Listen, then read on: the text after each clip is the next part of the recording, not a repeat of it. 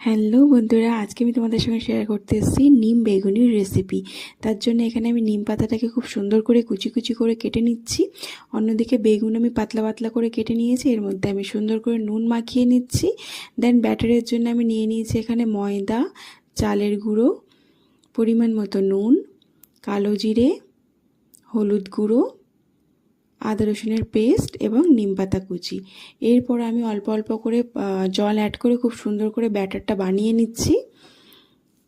দেন আমি অন্য সাইডে বন্ধুরা দিয়ে দিচ্ছি কড়াইতে সাদা তেল। তেলটা গরম হতেই ব্যাটারের মধ্যে আমি বেগুনটা ভালো করে লাগিয়ে নেব। নিয়ে আমি একটা একটা করে তেলের মধ্যে ছাড়তে থাকবো এবং এটা মিডিয়াম ফ্লেমে এটাকে ফ্রাই করব। খুবই সুন্দর করে দুটো সাইডে আমি ফ্রাই করে নেব। দেখো খুবই সুন্দর করে ফ্রাই করে নিচ্ছি আমি এখানে। একদম ডান হয়ে আসছে আমার নিম বেগুনির রেসিপিটা। তোমরাও এরকম ট্রাই করো।